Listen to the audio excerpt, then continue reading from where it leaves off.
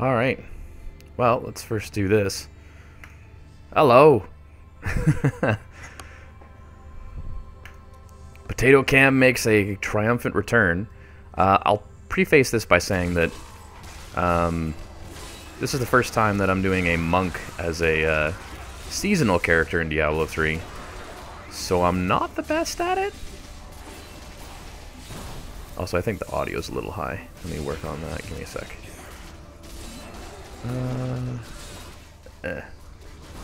Right about there, maybe. I'll move my sliders down so I'm not screaming and yelling at you guys. So, I kind of decided I would hop on today to kind of throw out my, well, for two reasons, actually. Firstly, because I was having a bit of a hard time sleeping, so I decided, screw it, let's play some Diablo. Let's hit that stream button. I've been a person who's, to kind of preface what I'm going to say, I've been a person who quite often comes back to this game. I find it's a good title to be able to sit down and just kind of chat or spend time with friends and just mess about. If you just want to kind of get into your gossip lives or whatever it is that you want to talk about. It's something you can kind of do idly in the background without having to really sink too many hours into. You don't have to, you know, you could spend an hour in Diablo, you can spend 20 minutes in Diablo, you can spend 15 minutes in Diablo, and you can do something. There's plenty of options with the game that way. So that's something about it that I like. That's something about it that makes it kind of replayable for me, is that I'm always willing to, I might as well grab that, why not? I'm always willing to come back and, you know, especially with all the seasons and all the different themes and events and things that they throw out, it's a game that I find I've sunk a lot of hours into, not realizing in some cases why or how, but it just seemed to be a thing that I would do. And it's a little interesting lately with the announcement coming out of BlizzCon that the next Diablo is going to be mobile. It's going to be on your cell phone or your tablet or any type of app-based device, which makes me think that similar to Facebook and the Microsoft store, where they allow you to take some of the apps that would normally be on phones or normally be on your mobile device and implement them there, that probably something similar will exist for this new Diablo Immortal. I am neither... Well, let me first just say this. I'm neither upset, sad, angry, nothing.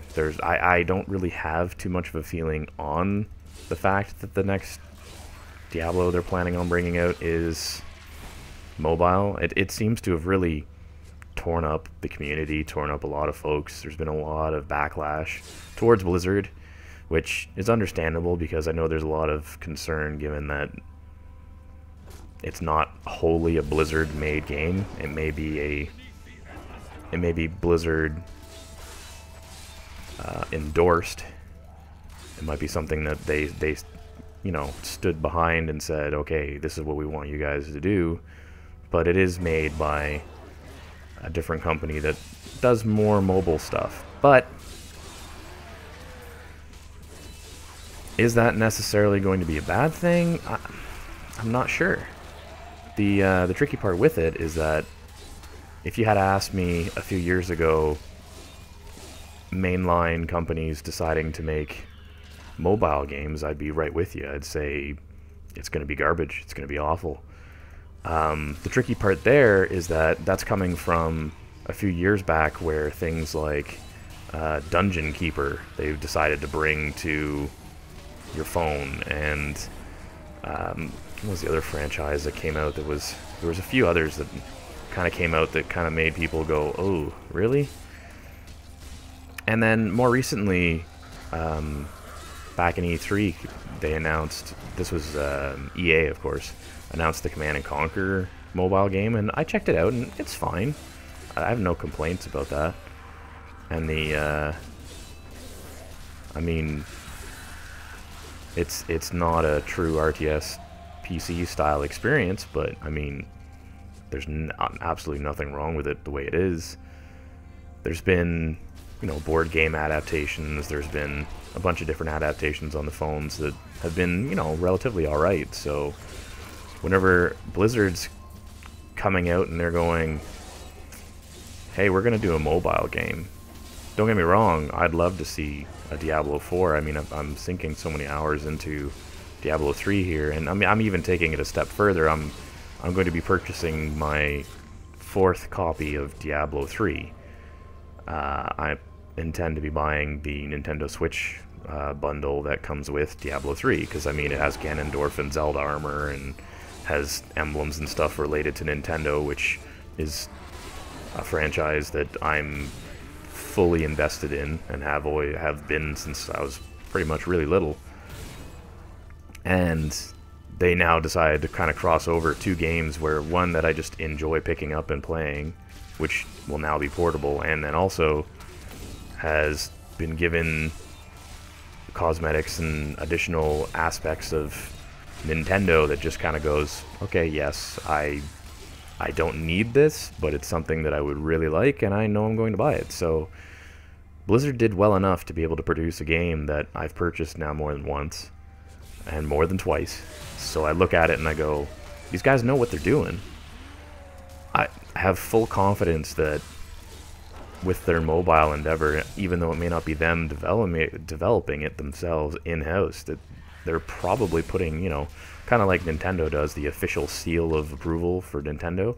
I kind of feel like Blizzard's doing that type of thing. And to go back to my statement of, you know, a few years ago I would have been definitely more upset about it than I am now. That definitely includes the fact that back then I didn't think we could have mobile games that ever compared to a game or a full-fledged title that we enjoy playing. And then suddenly in the last, I'd say last year or so, I feel as though we've been getting some stuff on the phones more and more frequently that kind of impresses me. Kind of shows me that if done right, certain things can work out really well. One of the biggest and best examples, maybe not to everyone's play style, of course, because it's a little different than what the actual game titles themselves are, was Fallout Shelter. Fallout Shelter was a title that came out seemingly of nowhere, and it just worked. And that wasn't Bethesda that did that. That was Bethesda handing the reins to a mobile developer, bringing them in-house and saying, we know you guys do this pretty good. This is our idea. This is kind of where we want to go. Can you make this happen? If you want to see more on that type of stuff, I'd really suggest checking out NoClip on YouTube. It's a documentary channel for games. They have a lot of great stuff for how things get developed and how things get pushed through. So there's definitely an element there where I see stuff like that, and I kind of go, well, if they could do it, and I mean, no offense to folks that love the Bethesda games, but the I find they don't always have the same amount of polish as a Blizzard game does. So my hope is that given the pedigree that Blizzard has going into this, they know that what they have to do to make it work, to make it be doable, I guess, is the way to look at it. And you know, I could be horribly wrong in saying all this. I could be sitting here and just going, you know, oh, I think this, and then, you know, it's completely out of left field, makes no sense, doesn't work, doesn't compute, I mean, there's a million things, right? There's so many different ways that things could go so poorly. And I understand that, and I totally appreciate that. But at the same token, I'm looking at it going, it's Blizzard. Have we really, as Blizzard fans, have we ever sat down and gone, this game from Blizzard is absolute garbage?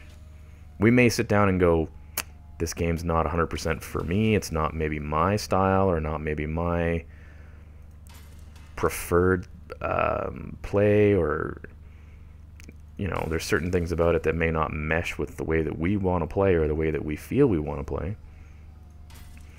But, I mean, at the end of the day, the number of times where I've sat down and gone, this is a really good game, Blizzard did a really good job, I just can't, I can't argue that they do what they got to do and it works well for them.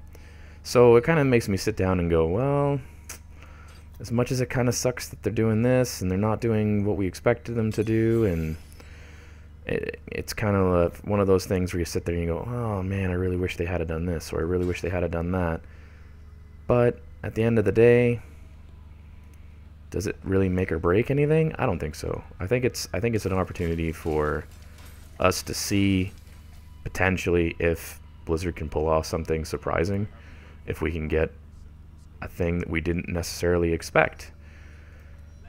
I think if we look at the different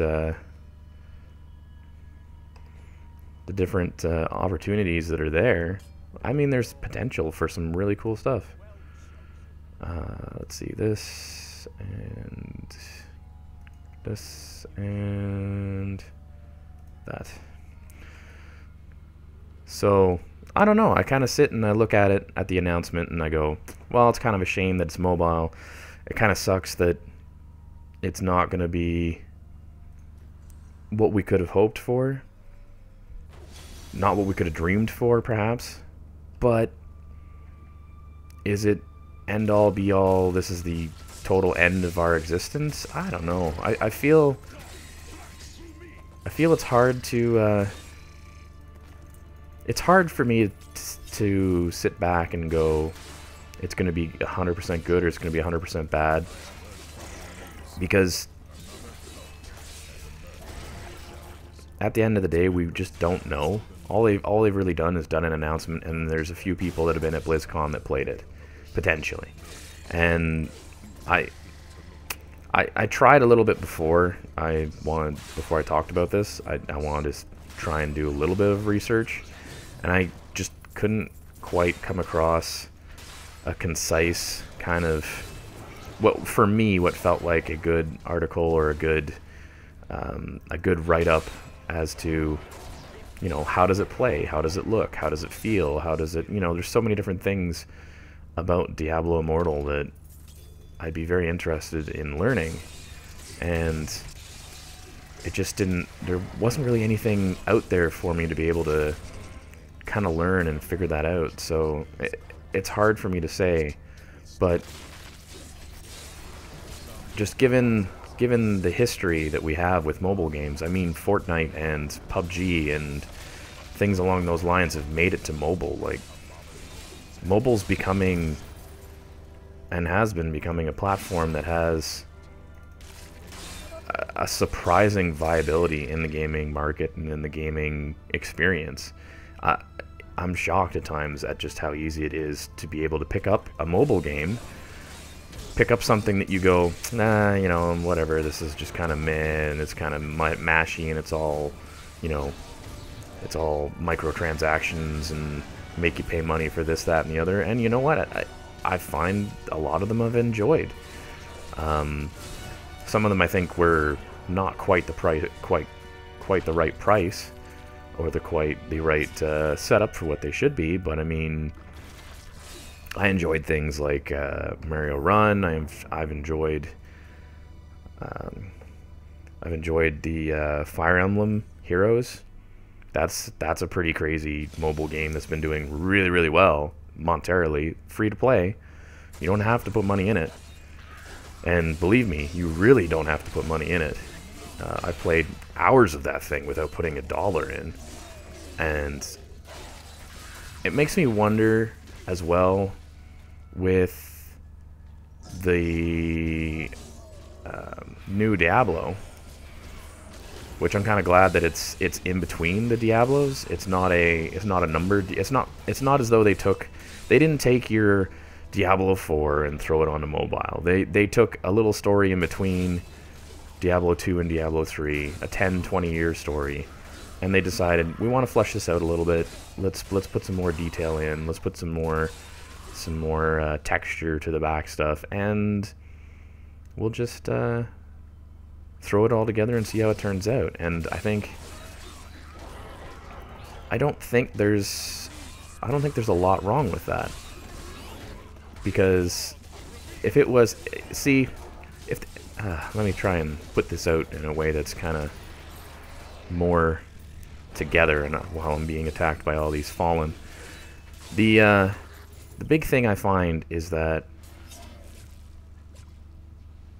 it feels as though they knew that mobile would be a risk. They knew that going externally would potentially be a risk. So they opted to have a setup and a system that allowed them to be able to sit down and go, okay, we want to do this, we want to do this, and we want to do this. How do we do this? How do we not alienate the fans, not upset the fans as best as possible? And I almost feel as though the mobile route was kind of the way to go. Because had they gone out and made Diablo 4 the mobile game, or if they had just made Diablo Immortal a in-between story that let's say it's smaller, let's say it's smaller content potentially, would people be as satisfied paying $69.99 for that? Or would they be maybe more happy with, a $5 to $10 price, or a free-to-play model with whatever it is that they need to do to make it kind of work? And I'm not always an advocate for free-to-play, but there's sometimes where free-to-play actually works out quite well. You can make a good free-to-play title without ruining it via too many loading bars and time bars and things like that. The best, as I say, some of the best examples are Fallout Shelter, are Fortnite, are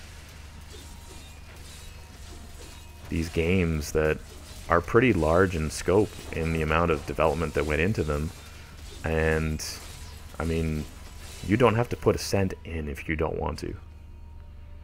They're acting more as promotional items for the full experiences that they come from. Hearthstone is another example of a game it's mobile. You don't lose anything going from the mobile version of Hearthstone to a PC version. I would argue that they're perfectly on par. There's some animation differences, some screen size differences, sure, but I find being able to every now and then pick up a game of Hearthstone whenever I'm out and about, I don't mind it. My only complaint with Hearthstone is that, I think I have to go up and around, don't I? My only complaint with Hearthstone is that I just don't quite... Oh, I already completed the bounty there? No, wait, what? Oh, it's Kill Magda. What the heck? I've messed up the bounty. So yeah, I mean, I look at it and I go, it's not something that I panic about. It's not something that I worry about, given pedigree of all the stuff that we've seen. I can't sit here and say it's going to be awful without actually seeing it. So I'm signed up for the test. I'm signed up for the experience, for the trial, whatever you want to call it. So that whenever it comes available, or the beta comes available, or whatever it is that they're doing, that I'll get a chance to give it a try, because at the end of the day, it's a Diablo title. It's something that I still enjoy, and potentially it has the potential to be enjoyable as is. Portable gaming is becoming, in my opinion, a much bigger thing. We see just how well Nintendo's Switch console's done, and I just can't sit there and go, I don't like portable gaming, because it's not true. I've owned 3DSs, I've owned DSs, I've owned the PSP, even the Sony attempt at a portable, and I've enjoyed all those experiences, because one of the things that I really like about a portable, or about a semi-portable console, in the case of like the Switch, is that if there's something that you really want to experience with a friend, and as opposed to trying to convince them to come out to your place, or to, you know, pick up a copy of a game that, you know, they haven't had a chance to try, you can actually just bring the machine to them. And being able to, you know, take Diablo on the go, being able to take this game that I'm playing right now, even if the graphics are a little lower, even if it's, you know, if it's got frame rate issues or whatever it may be, it's still the same core experience, and I'm going to take the gameplay over the way it looks 100% of the time. So if I get to have this with me on the go whenever I'm traveling, whenever I just, you know, just don't feel like sitting down in front of a PC or sitting down in front of my television with my PS4 or anything like that, it gives me the opportunity to play Diablo. And if the Switch version is going to do well, and does well, I honestly think that the mobile version, the tablet slash cell phone slash smartphone slash whatever you want to call it version, is gonna do awesome. I think that Blizzard perhaps announced it at an era or at a time that it didn't make sense to announce a mobile title. There was of course the announcement announcements prior to BlizzCon that there was stuff coming, that things were going to be announced, news about Diablo, this, that, and the other. And we got the announcement about Diablo coming to the Switch, which was widely celebrated. I can't think of too many people that were upset about that. And then it was like, oh, there could be more stuff coming. And it was like, ooh, more stuff coming. That sounds really cool. But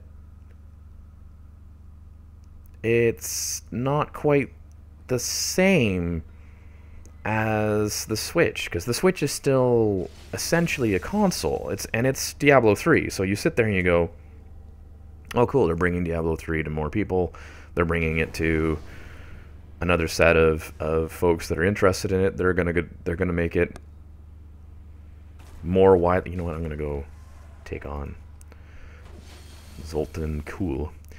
They're gonna make it more widely available for people. I think there's a lot of options there that are great, but whenever you go and BlizzCon, which is arguably the biggest Blizzard-based activity slash announcement hub of the year, and you go, yeah, we're making a cell phone game. I fully understand why there was folks that were not happy about it. I totally get the feeling of, you know, well, man, here's our next thing, Diablo. It's not anything that we asked for. It's not anything that we wanted. It's not at all what they were really teasing. Why? And yeah, I guess they didn't really give an answer as to why at this stage. I mean, there's been a few interviews and there's been a few articles that have come out, but I would argue that it's not quite the full extent of reasoning and explanation people are expecting. I think there almost needs to be a bit of a video addressal or something. There's definitely something missing. There's no other way to look at it. The announcement that they put out for Diablo was not quite to the standard that people expected. And that's really all there is to it.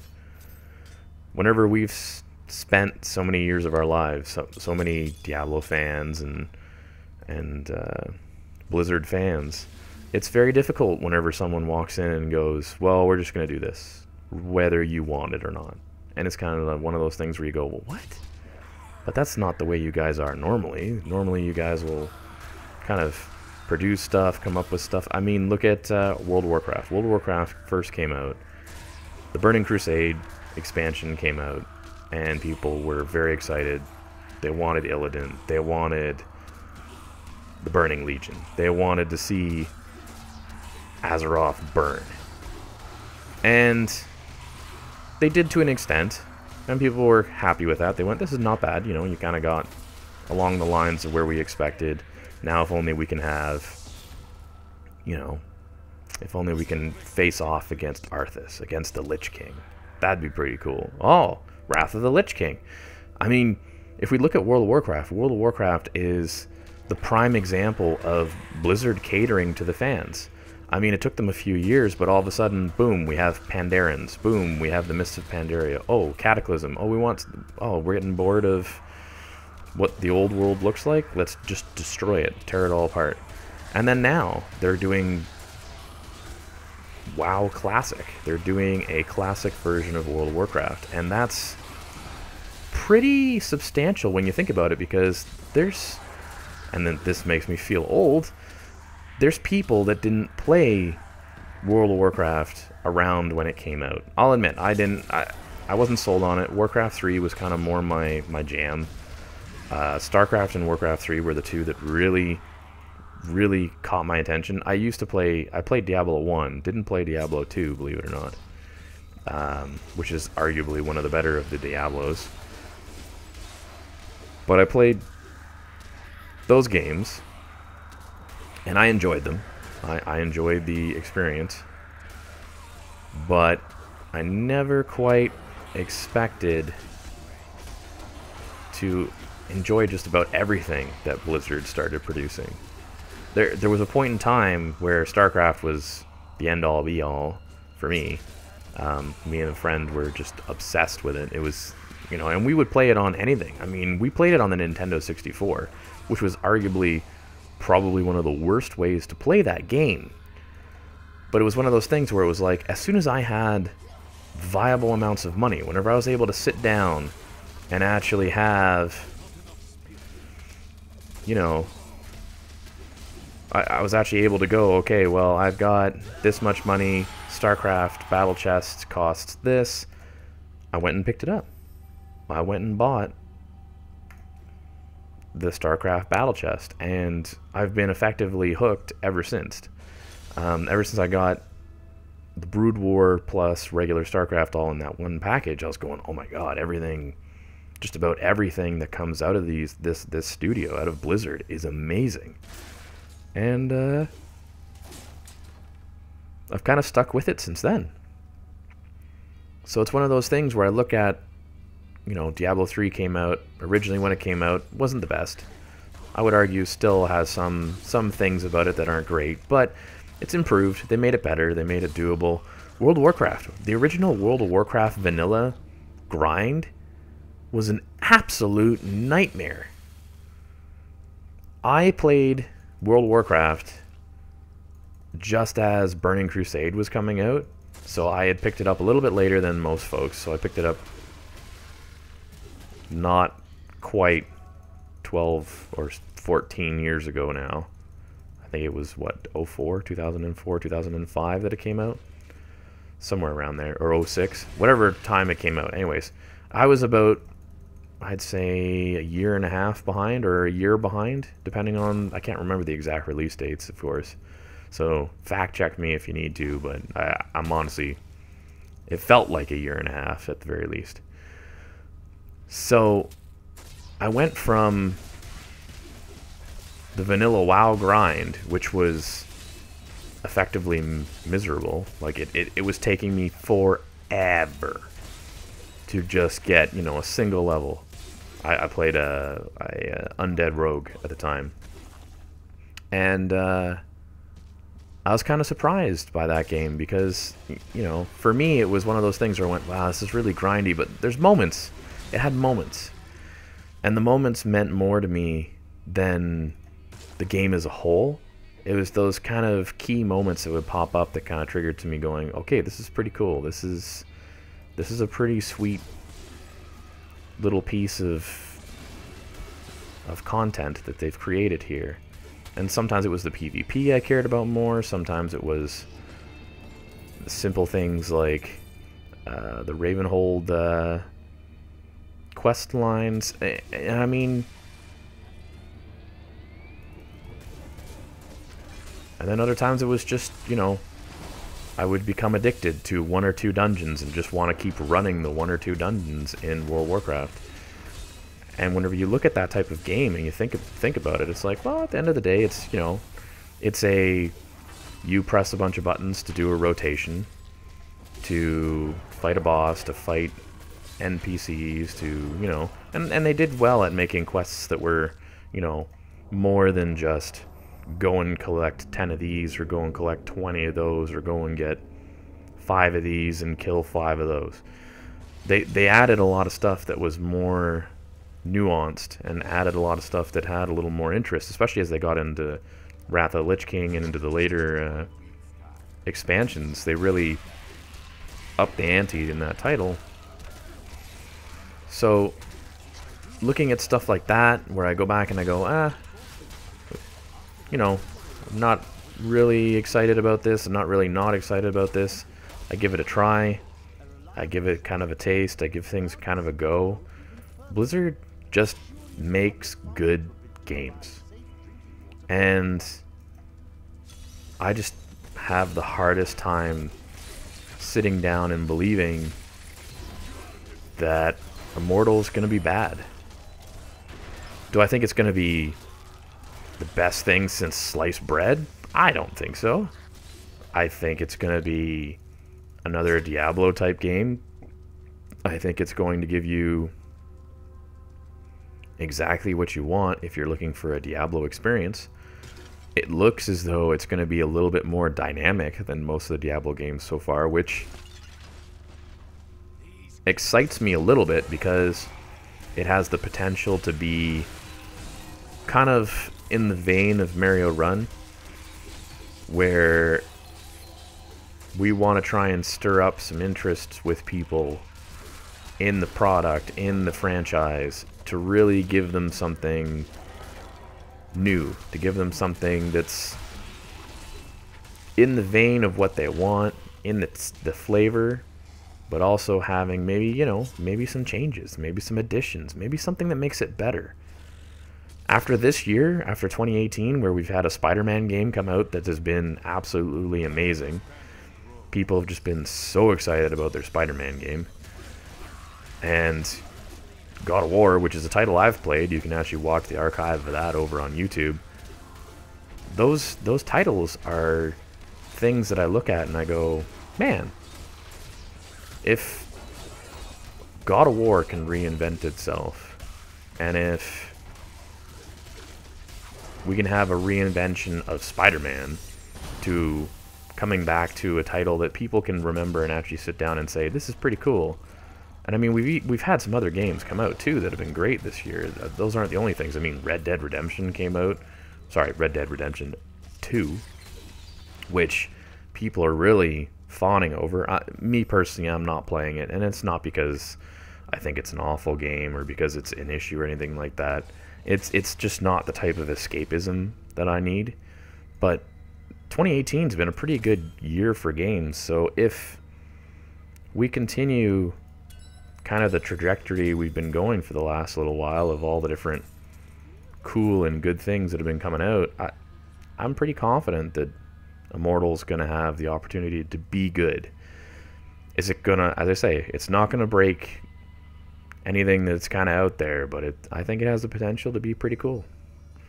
So that's kind of my 10 cents on what I think of Diablo Immortal, which, take from it what you will. I won't sit here and tell you that it's great or bad or anything like that, and if you have the opinion that it's going to be awful and you don't want to check it out or don't want to go anywhere near it, I'm not going to tell you not to, because that's completely your own opinion, and everyone's allowed to have an opinion of their own. I just personally feel as though it has potential, and I really do hope, more than anything else, as opposed to theorizing and summarizing and looking up all the different comments and all the different stuff, I just hope it's going to be good. And if it's not, you know, perfect, I'm still going to be okay with that for my mobile option of Diablo. And if it's completely awful, my already ordered Diablo Switch will feed the desire that I have to have this franchise with me as I travel and as I go around and I do my day-to-day life away from my home. And yeah, just being able to take a franchise on the go is something that's kind of appealing again, which is cool, because I feel like it's been a while since I've been into handhelds and mobile and stuff like that. I mean, I've got the 3DS, but I've kind of shelved it, really. I mean, I've got games that I haven't finished for it, but I just haven't really come back to it. And it's one of those things where having the opportunity to take something more, I guess, grand, full-fledged, however you want to describe it, and bringing it on the go feels kind of cool. It's something that I sit and I kind of go, this is not a bad idea. And I felt the same way about Skyrim and all that other stuff that came out on the Switch. I've been really genuinely impressed. And I mean, I was a person who bought a Wii U, expecting it to be, especially for me as a big Legend of Zelda fan, being kind of the place where I could get a hold of more Legend of Zelda, more stuff that I enjoy.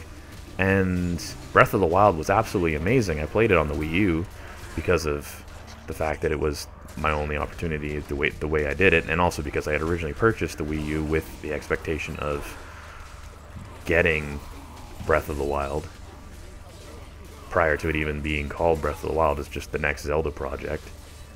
And then whenever they pretty much announced that it was going to be a split launch consoles, launch title for the Switch, and then for kind of the closing of the Wii U, I was kind of like, ugh. And I didn't feel like buying a Switch at that stage, because I was kind of going, man, I feel as though I had just invested in the Wii U, and Nintendo's just pulling out of it real quick. It felt very quick in the life cycle that they pulled out of the Wii U. So I was very much the type of person where I was hesitant to get a Switch originally, and I'm kind of happy with my wait. And that's not because, and I didn't wait because, you know, I needed to have a bunch of reviews or have a bunch of people say, oh, you should get it now, you should get it now. I waited because I wanted more titles. I didn't want to just have a Switch with Breath of the Wild when I already had effectively pre-ordered Breath of the Wild back, oh my god, whenever it was almost first announced. As soon as pre-orders were available for that title, I had my name on one. Because I had to. And then there was a whole fiasco that happened, but I won't get into that. That's the fun of certain retailers and credit cards and all kinds of other jazz. But I ended up getting a copy of it, ended up being able to go out and play and enjoy Legend of Zelda Breath of the Wild. And that was super important to me at that time. And I'm very appreciative of the fact that my family and friends and everything were okay with me becoming what I would describe as probably addicted. Because holy crap, I did not put that, if I didn't work a standard real life non-gaming related job, I likely would have been playing it all day, every day. But because I had responsibilities that took me away from it, I was able to kind of pull back and be the responsible adult I needed to be.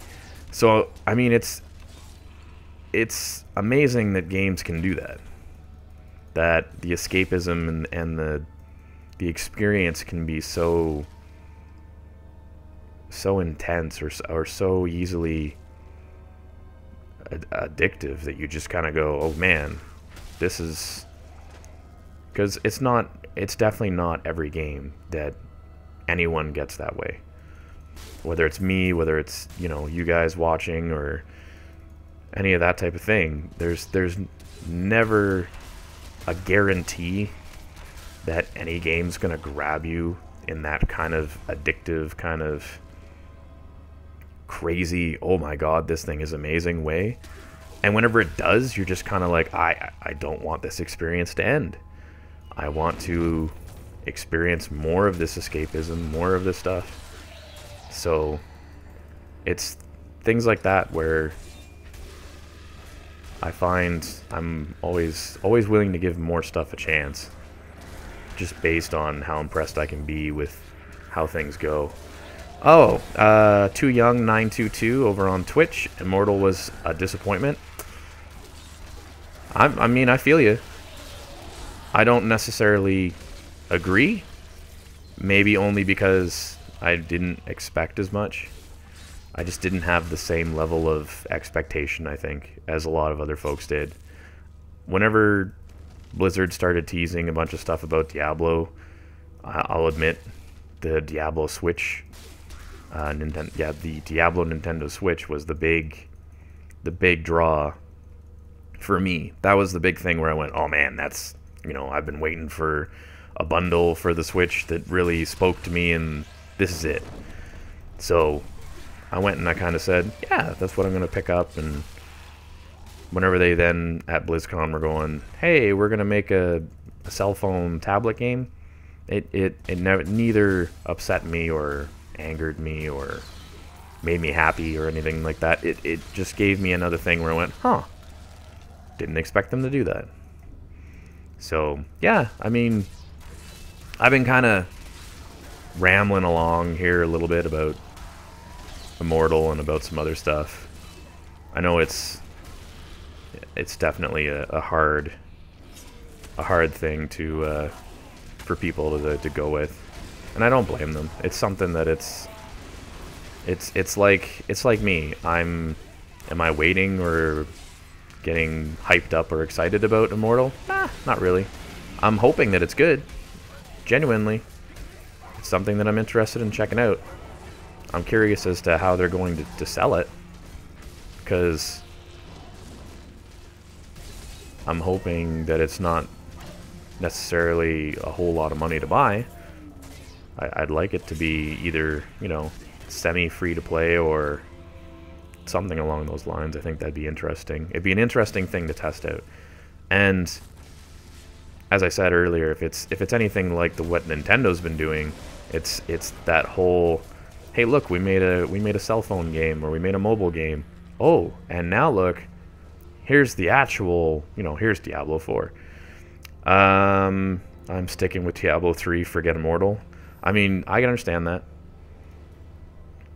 I won't argue that I'm doing the same. As I say, I'm gonna check out Immortal when it comes out. There's no ifs or buts about that. Oops, no ifs or buts about that. I will be checking it out. It's on my list of, you know, I will download it. I'll give it a play. Take it on the go with me with my Nintendo Switch Diablo edition. I know that's probably overkill, but that's just, yeah, that'll probably be what'll happen. It is amazing to me at times how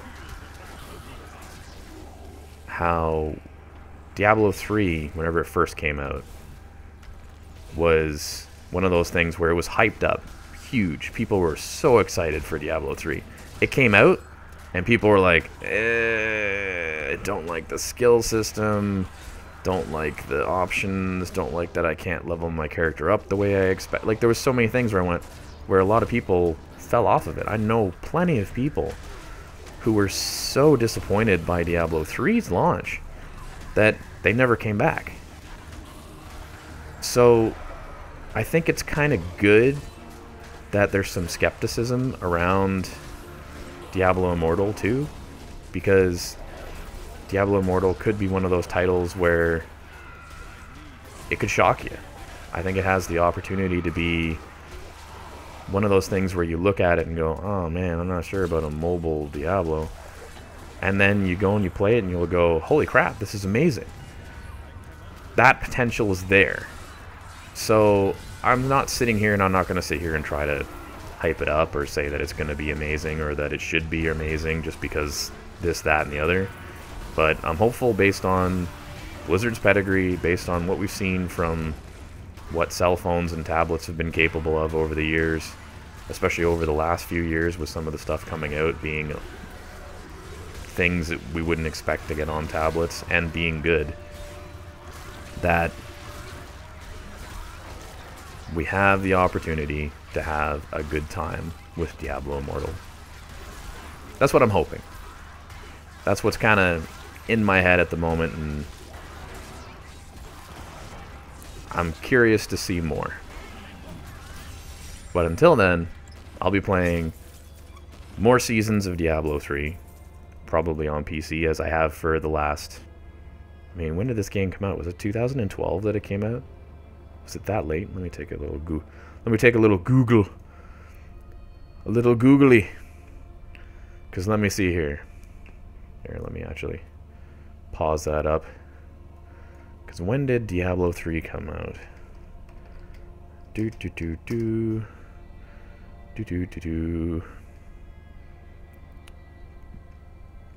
2012. Oh, thank you, Too Young. Wow. 2012. And they're still releasing new versions of that now. That is... I don't even know what to say about that. That's absolutely crazy. Wow. I've been playing... Oops. So I've been playing this video game on multiple consoles, multiple layouts, multiple experiences for 12 years. And... Not 12 years, pardon me. For 6 years. Half of that. Math is not my strong point at this time whenever I'm having a hard time sleeping. So yeah, I've been playing Diablo 3 for 6 years.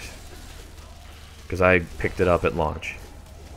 And have been pretty much on and off, jumping in, playing, doing seasons. My original character was actually a witch doctor. I wanted to try the newer class, the Witch Doctor, whenever I first launched in. I thought that'd be so cool. And I leveled that character up to... what did I get him up to? What was the max at the time? Was it 50? 50 or 60 was the max at the time? I can't remember. And then Reaper of Souls came out, played a bunch of that. The seasonal stuff, did a lot of the seasonal stuff back and forth. Some seasons I completed, some I didn't. The most recent one was what, 14? Are we on 15 now? Or is this 16 now? What is this? I'm not even sure which season this is anymore. But anyways, done a bunch of that. The, it's either the Darkening of Tristram or the whatever it is event that they've brought out every year. Been pretty much doing that. That one's been fun. But yeah, I still haven't, in all that time, I still haven't played all the characters. Or all the different classes, pardon me. I find I'm drawn more towards some of the more melee type stuff, as opposed to the range stuff. The Witch Doctor was the first one I played just because it was so different than what I had expected from a Diablo. I was a little bit sad originally though, because I kind of wanted a coming into Diablo 3, I really wanted a Necromancer, and then they did eventually add the Necromancer in because I'd missed Diablo 2. Having not played Diablo 2 and Diablo 2 Lord of Destruction, I didn't get the chance to play a Necromancer, and a Necromancer seemed like a cool class. So whenever they brought it into this game, I was like, oh, I gotta do that for sure.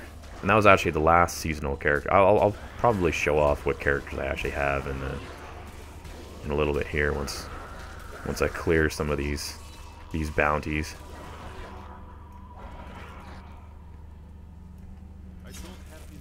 It was yeah, there's a bunch of stuff that I'd like to do season wise, and then I think the cool opportunity with it coming to the Nintendo Switch is that I'll be able to actually do some of that on the go. And sadly I don't think it carries over, which I think is always a missed opportunity for the Diablo games, is that I remember the PS3 and the PS4 versions, those connected to Battle.net, because there's that whole thing where you actually link your Battle.net account, so that's kind of cool, but I don't think you actually get anything from it that I remember. And I could see with the Switch exclusive stuff that Nintendo probably wouldn't want you to have Nintendo based stuff in all your, Diablo games. Like I'm sure they don't want Ganondorf armor over on the PS4 version, and I understand that. But it'd be nice if I could take some of my characters, or at least, some of the stuff that I've collected on the PC over. Being able to at least access some of that stuff, even if it was just, a couple cosmetics or a couple small things here or there, would be neat. But that's just a small, very small, minute gripe that I have on it. And only because I'm one of those folks that has purchased this game way more times than I think they keep selling it, so they know they're gonna get their money's worth somehow. I just don't know if they expected a person to buy it 3 or 4 times like I did. I'm not sure if that's something Blizzard actually accounted for, or if that was just, me being the silly person that I am. But at the same token, there's a lot of folks that have purchased probably that many or more copies of Minecraft. So it seems to just be the way games go nowadays, is that we get into our, this is my game, or this is a type of game that I enjoy, and then we just load it up on every machine that we can possibly put it onto. It's a weird change in things, because it makes me wonder a bit whenever people always refer back to the old console wars and stuff like that, where you kind of sit down and go, how do we still consider this a thing, given that we're watching as Minecraft is one of the top-selling games of all time, and was available on pretty much everything. And then you look at other games like Fortnite and PUBG, and those have just been coming out on everything. So it's becoming more and more of a thing where it's the experience rather than the machine it's played on. I mean, Rocket League was huge.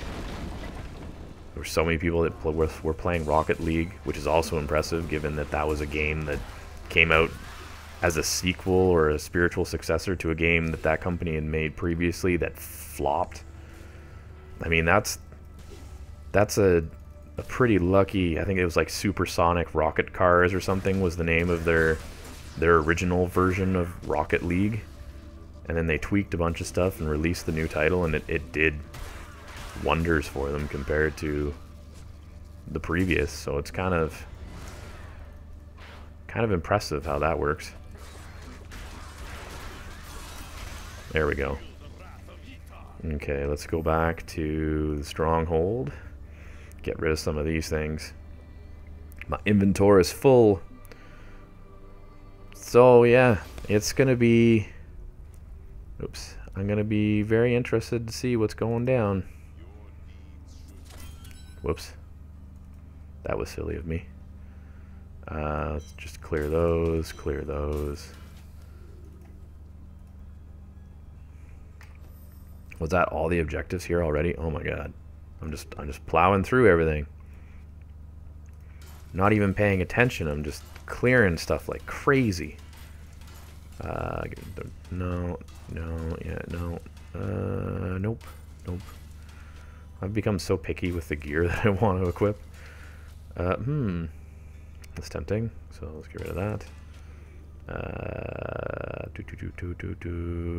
Nah. And sure. Alright, so take these and might as well put a couple things in that. Anything else need a socket?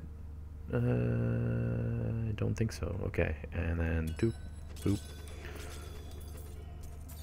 Gotta love whenever you open those things and they just absolutely fill the ground with so much stuff. Oh, nice. Oh, I'm in the... That's right. There. Nah.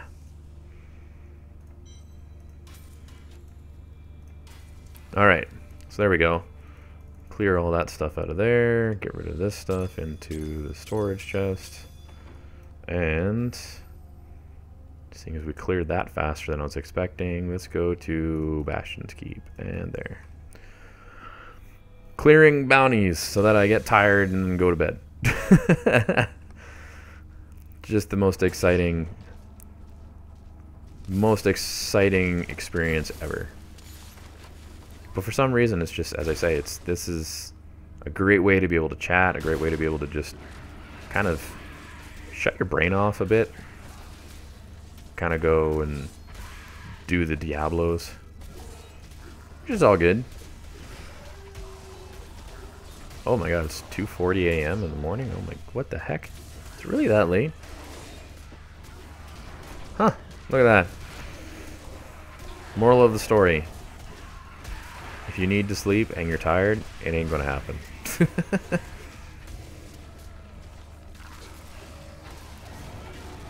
Just crush all this stuff. I'm looking for what? The Icefall Caves? Yeah. Good old Icefall Caves.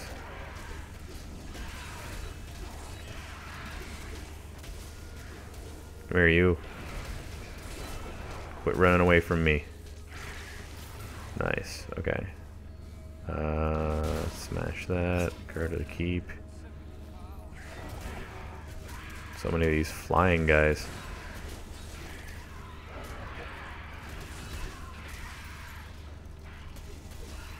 Okay. I have a marker.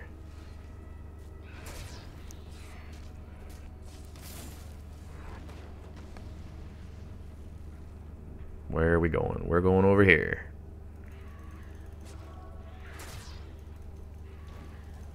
Good times. But yeah, that all aside, I really cannot wait for my Diablo Switch to show up. I should have ordered it earlier so that it would have come earlier, but or maybe even gone and checked in store to see if maybe by chance they would have it in store. But 99% of the time with these Switch bundles lately, every time I look at something I go, oh, that seems like it'd be kind of cool, it's sold out. Kind of gotten to a stage where I just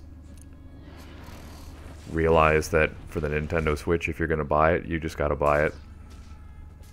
So as soon as I saw it available for order recently, I should have ordered it sooner, but as soon as I saw it available for order, I was like, yep, I'll go and I'll put my money towards that. That's a thing I could get. And I'm hoping that Nintendo doesn't iterate too much on it. Because I know Nintendo has the tendency to...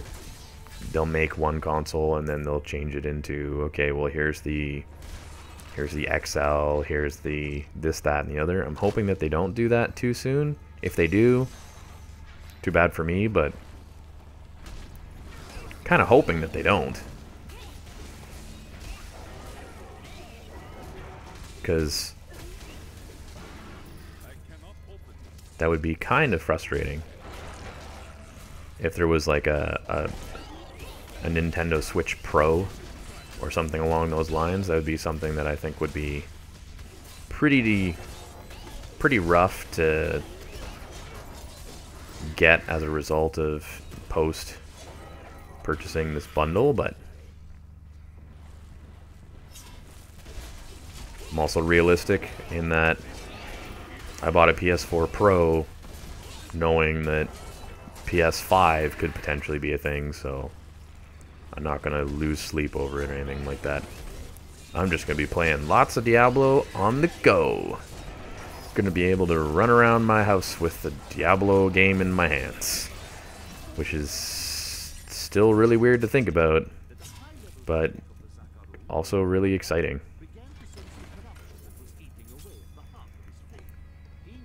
I only hope that it doesn't take over too much of my my activities. It's already bad enough as is, my gaming habits. Giving myself something that's a little more portable might mean that I game more, which is not necessarily a bad thing, but also not necessarily a good thing. I like to try and mix it up a little bit. And I feel as though, being a 6-year-old game, that Diablo doesn't need the amount of attention from me as other titles do. But I think that's part of the I think that's part of the idea as to why I'm interested in picking it up, because I know that it won't necessarily be the same life-taking over experience that another round of Breath of the Wild could be. If I were to pick up The Legend of Zelda Breath of the Wild again on the Switch as opposed to the Wii U this time, I know almost for sure that I would be just a goner. People would forget what I looked like because I would probably spend a lot of time in that game. And I'm not avoiding it because it's bad. I'm avoiding it because it just sucks you right in. And I mean, there's a surprising amount of content in that game. Not to try and change the topic too much about Breath of the Wild, but I feel as though that game surprised me with the amount of like mini dungeons and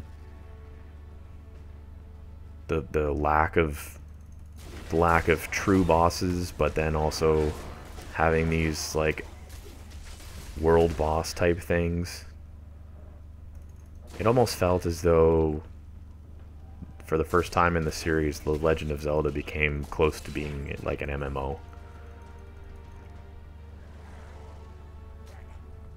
My only real complaint about that was that there was a part of me that wanted it to be multiplayer, which is really weird to say coming from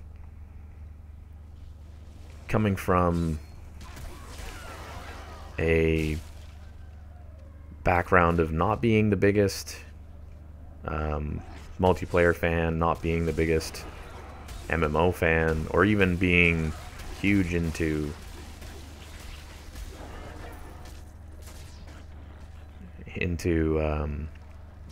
grindy type games all that much at times. I have my moments. I like the grind once in a while. It's why Destiny 2 got its hooks in me. But most of the time I'm not into that type of thing. So whenever Breath of the Wild had all these, you know, you had to slowly collect better and better gear, you had to complete all these side quests, and there was so much to it that just kind of surprised me that it was actually, it was what it was, I guess. So I would be excited to play it again, but I would also be a little nervous to play it again, given that I would probably want to try and make it more challenging for myself. So I might do the Hero Quest mode that they put out. I kind of hope that they... You know what? I would play Breath of the Wild again, 100%, if they did a Game of the Year edition. If they did a box set or a set where you could get all of the different DLC and everything in one without having to purchase it separately, I would buy Breath of the Wild again. No lie, no joke, straight up. That would be something that I would do.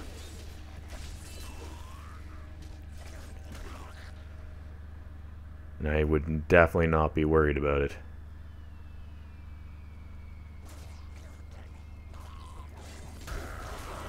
Because then I would be... Oh, imagine actually. Imagine if you did the Ballad of the Hero in advance. If you got the light cycle thing in advance and you just played through the entire experience with the light. This makes me want to just go and fire up the Wii U and play some Breath of the Wild, really. And just drive around on that motorcycle. That and load in a whole crap load of amiibos that I have. That's the other thing with Nintendo. They get you with the amiibos, man. As like a semi-collector of like Funko Pops and a mixture of that different kind of stuff, it was real easy for me to get hooked real quick with those bloody amiibo thingies. They got their teeth in me, I'll tell you.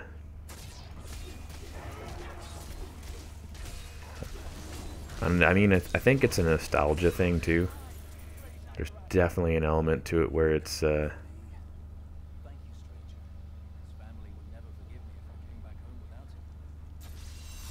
nice. Got some good XP there.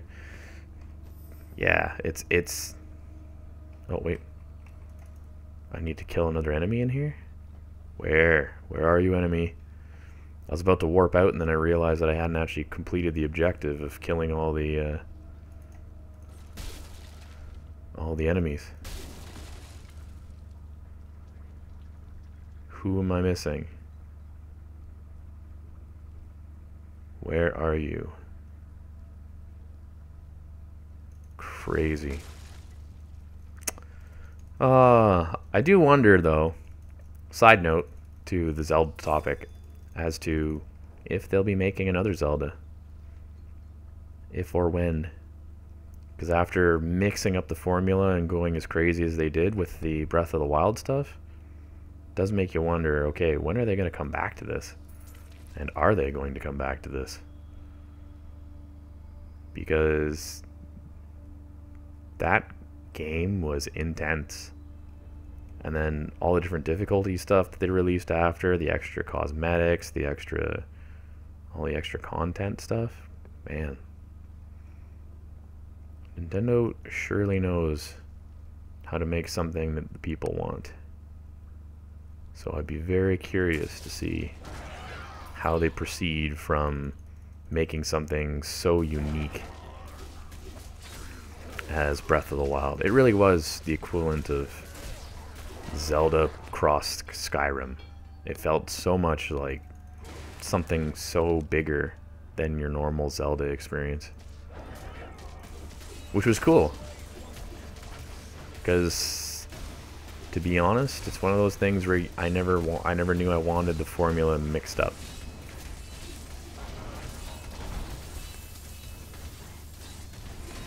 I was never sitting at home saying, man, I really wish they would make a different type of Zelda. It's just not a thing that you ask for, or that you would ask for. Enemies remaining 8. Where are these enemies? If there's 8 of them, they've got to be hiding somewhere.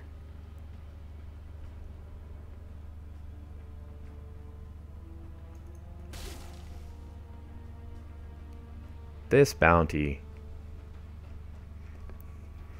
The whole clearing areas bounties are definitely not my favorites. Oh, it's got to be down that way. Oh, that's so far away. Oh, man. So yeah, hopefully anybody that's watching this live, or anybody that is watching this as a archive afterward, by all means, post some comments, post some questions. I'm curious as to what people's thoughts are. If there are other people out there who are, you know, not devastated or disappointed with Immortal, I'm also curious as to what people think about the potential of a new Zelda. Where does Zelda go from here? And if there's anything in particular that, you know, folks saw coming out of BlizzCon that they were excited about. I mean, for me, most of it kind of didn't really... I mean, Zeratul was cool. That was a pretty neat, you know, co-op commander, but I don't play a lot of the co-op commander stuff, so I mean, I didn't find that as extremely awesome as I'm sure some folks did. And that's cool and all, but yeah, it was just kind of one of those, oh, okay. You know, I just kind of nod your head and go, oh, I didn't expect that. Neat.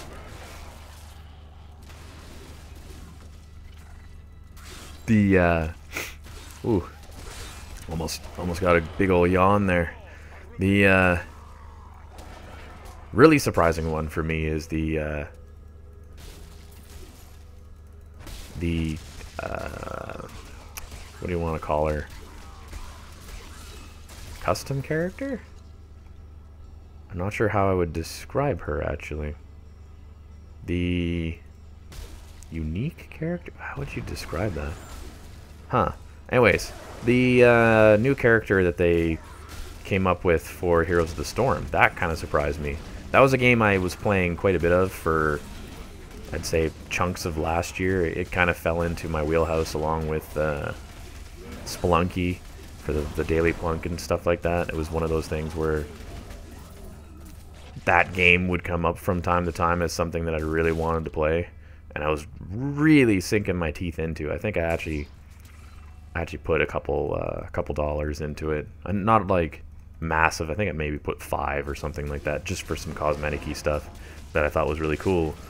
And then as I got to a stage where I realized that my my backup external hard drive and my computer's hard drive were starting to all get full, I went, oh, maybe I should, you know, if I'm going to take a break from this game, I can always download it again later.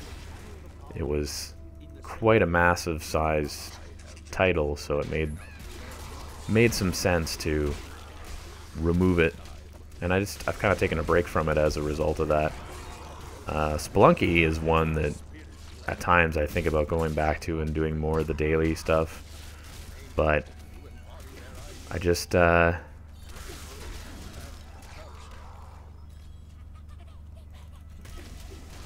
just don't find that I was progressing as good as I would have hoped to, or as well as I would have hoped to. I kind of hit not a breaking point or anything like that, but I kind of hit a stage where I decided that I needed to take a break from that series. It kind of in the back of my mind turned into a thing where I went, maybe I just need to turn this into something that I do in the summer, or something that I do during the fall, or during, you know, during a few weeks or a few months of the year, something that was a little less intensive, because just my regular schedule in general makes it very difficult to be able to play anything for longer than a day. I mean, I try and hop in to stream about once a week. Usually it ends up being on YouTube because it's a lot more convenient to stream to YouTube from the PS4 than it is to stream to Twitch from the PS4 at this stage. For some reason, I was having issues with the Twitch thing. I think that could potentially all be on my end, of course. It's not necessarily anything to do with PS4 or anything to do with Twitch. It's just probably something that I'm doing in the settings, or that I'm doing in the way that I play that game, or that I use that system that screws everything up on me. So I kind of go with the easier approach of, well, I need to do this, or I feel like I want to do this, or I want to, you know, fire up a game or whatnot. Just hit the YouTube button and off you go. So that's usually why that occurs that way, which is unfortunate because I feel as though being this type of a casual streamer slash game player, that it means that for anybody that wants to watch my stuff, I'm pretty much breaking the kind of the connection there. I mean, Restream's great and all. There's definitely a pretty cool option that comes with the fact that you can stream to multiple devices, multiple platforms at the same time. But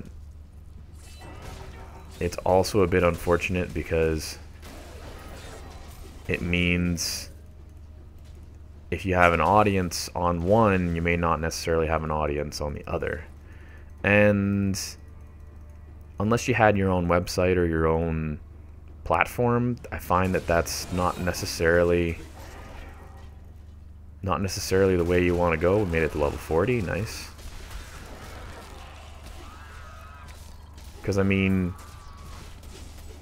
it's great and all for me to be able to, I mean, it makes my life easy because I don't need to record when I'm streaming, because it should upload and archive automatically to YouTube.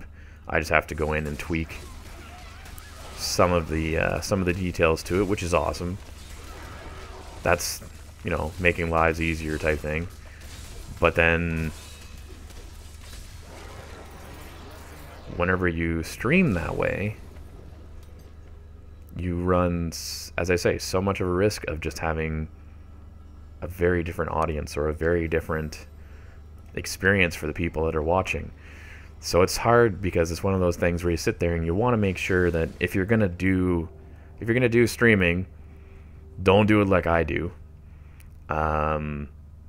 because Potato Cam is absolutely bananas to start with. The fact that I'm still using Potato Cam at times just makes me shake my own head.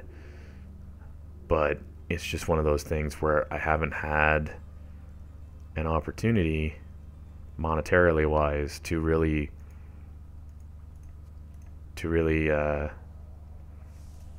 sink into what it is that yeah,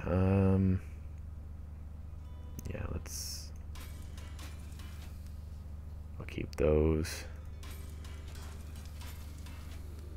Ooh, I'll keep that. Oh, that one's actually way better, so I'll keep those ones. That can go, that can go, that can stay.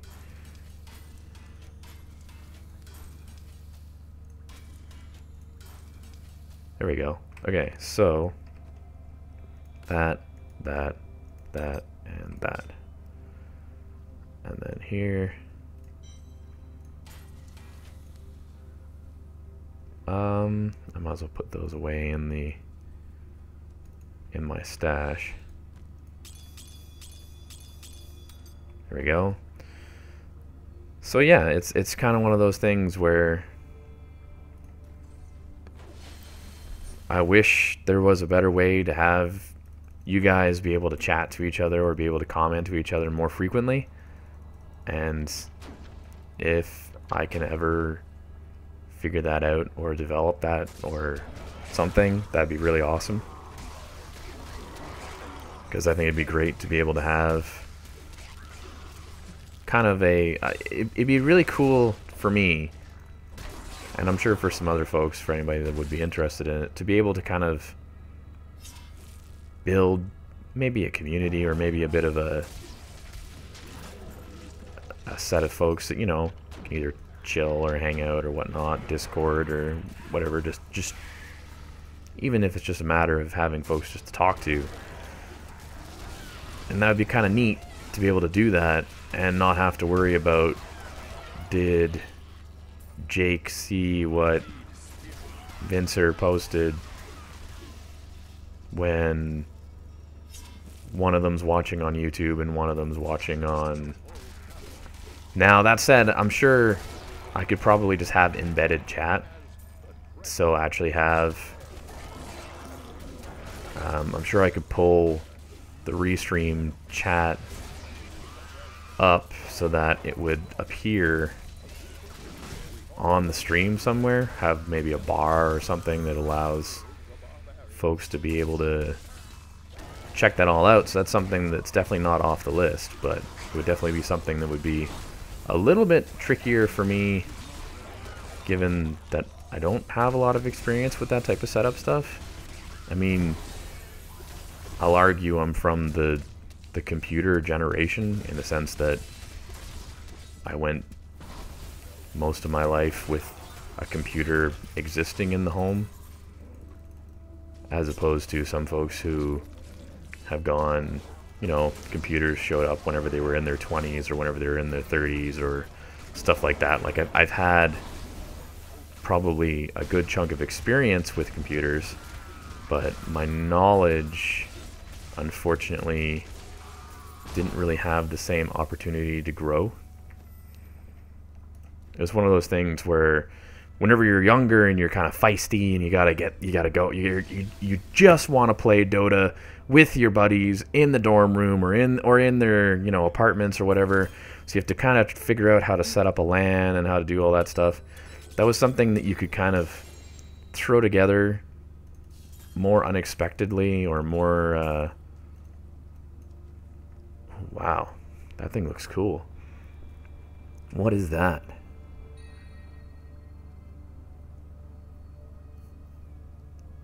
That's really cool looking.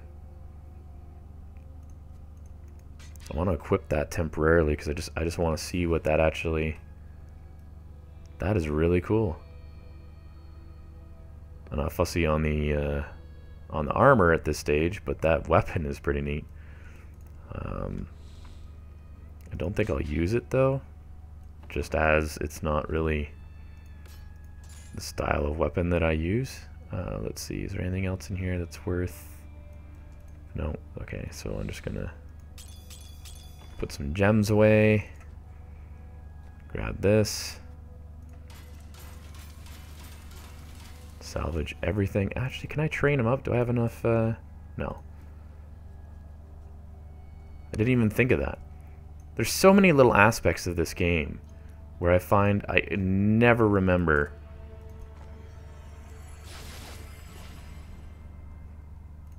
that I can do certain things. Like upgrading these shopkeepers, and, you know, like there's just so many little things where it goes, oh yeah, I should have done that. Oh, I should have done this. Alright, let's see what we got left for bounty stuff. We've got New Tristram and Westmarch, and I have been going for about an hour and a half, so you know what? I think that's probably where I'm going to call the bounties portion of the stream. We'll probably hop into a Nephilim Rift here, try and get ourselves a little more experience before I log off. And in advance, I'm going to say thank you to everybody who has come and dropped by, whether it's for a few seconds, for a few minutes, for a few hours. Well, not for a few hours, because this has only been an hour long, but whatever it is, I appreciate it all. I appreciate your interest and your contributions to the chat. Also, really appreciate if any of you guys decide to go and watch any of the stuff over on the YouTubes. Archived, I've got a bunch of different playthroughs of stuff. Always good to see some comments on there, and I'll try and respond or like or get back to anybody that's on there. And yeah, come and join the casual game crew. I'm not here trying to make money. I'm not here trying to promote or sell anything to you guys. Just literally looking to just basically have some chats, have some conversations, and, you know, play some games. And then whenever I'm old and gray, I can always come back to YouTube or to whatever and go, hey, I remember that time that I played that thing there. And kind of gives me an archive too of the fact that I think I've broken the threshold of over 300 or 400 games that I need to complete. And some of them I'm closer to doing, some of them I'm further to do it from doing. And the worst part is, as of late, I've come to the realization that I'm such a completionist on that whole concept. So I had made back, whenever I first started kind of doing this whole stream thing, a breakdown list as to these are the games that I own, these are the games that I've played, this is how far I've gotten in this, gotten in that, what would I like to complete, what do I need to complete.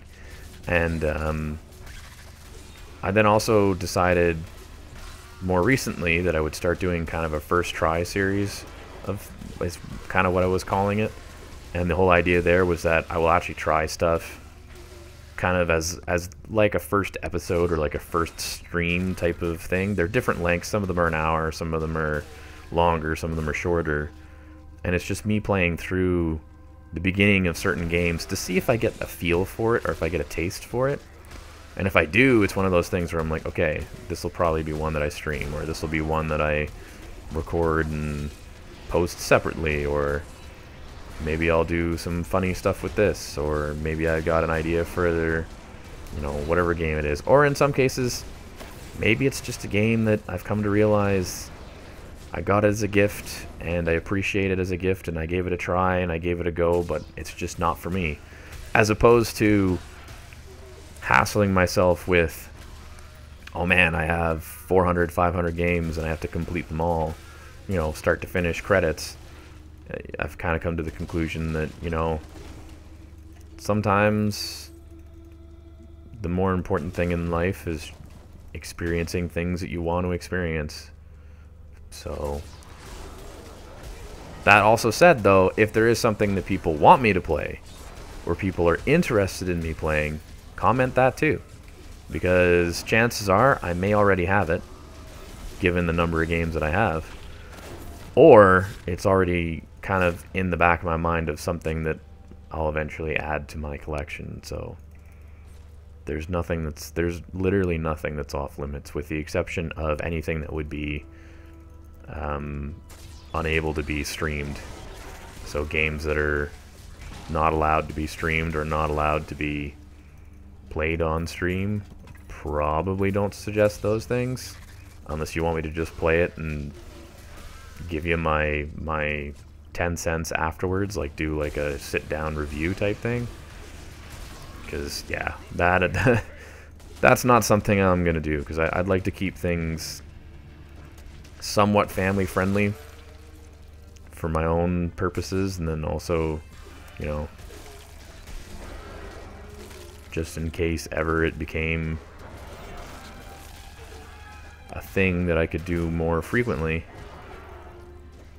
maybe even monetarily or something like that. If that did ever happen, I'd rather not have to, you know, go through YouTube videos and start marking them as being, you know, this is inappropriate for this age, this is inappropriate for that age. That said, I do play some games, and have played some games that are pretty gory and pretty mature and all that stuff, so by all means, if you want to check that stuff out, it's there.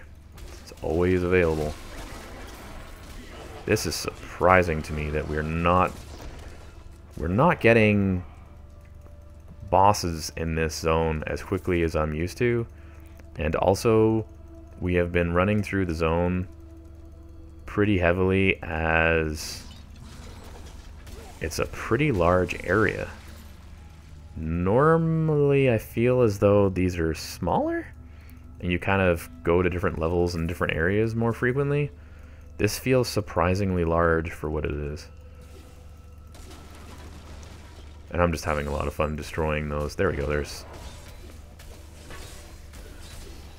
some elites. I don't think there's any boss type characters here though. God, that didn't really give me much. Ga ga ga.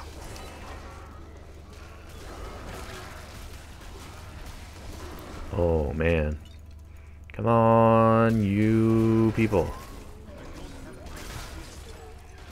You darn zombies and goat things.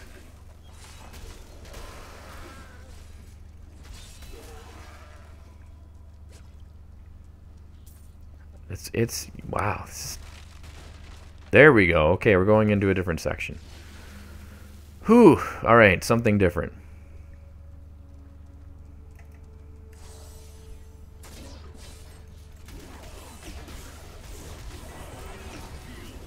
Still not a lot of bosses, but at least this is a little more open. Oh, there we go. Look at this. Here we go.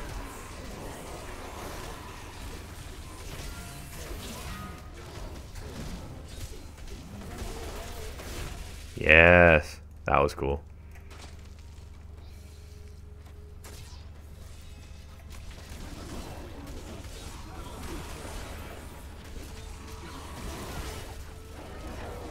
I love the bell. The bell is absolutely ridiculous for the monk.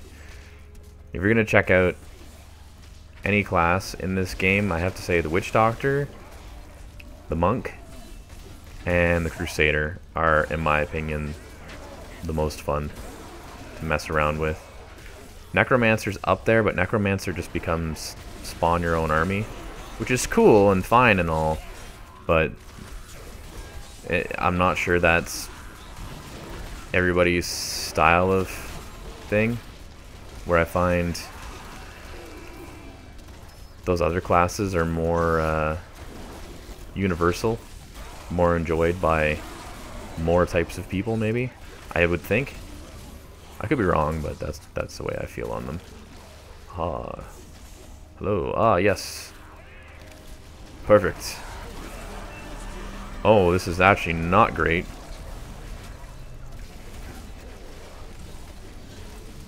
It's a lot of enemies to face all around a Rift Guardian.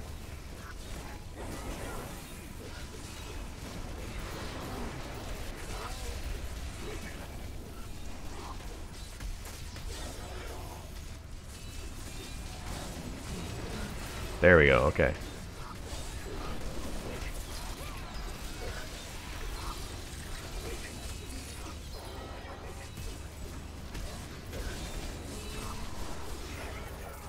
Yes.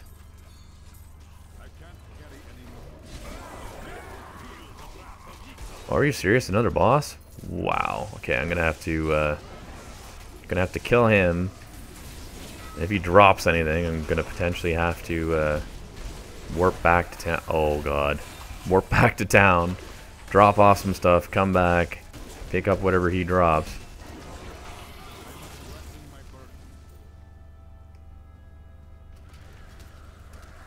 Holy moly. Yeah, this is way better. Why wasn't this not in the other section? Okay, let's see. Let's just get rid of that. Come down here. Get rid of this. Grab that. Is there anything else I can... Oh, that's no good. To grab that. Alright. And then I think that covers most of all the stuff I need to pick up on the ground. Oh, there's another boss coming. Another 2 bosses coming.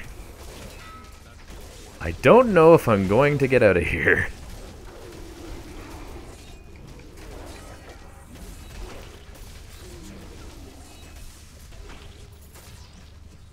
Wild Misery. Okay. All right, let's yeah, let's move this way so that I can get back to the town. Wow, I was in the menu. My followers killed stuff. All right. And let's see. Oh. Let's check that legendary. Could be something good. It is something good. 93. No.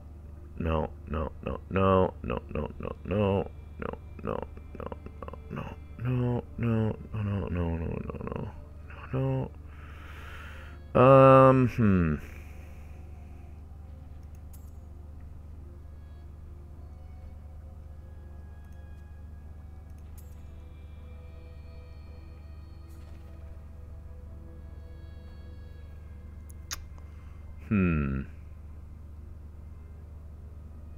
Sure.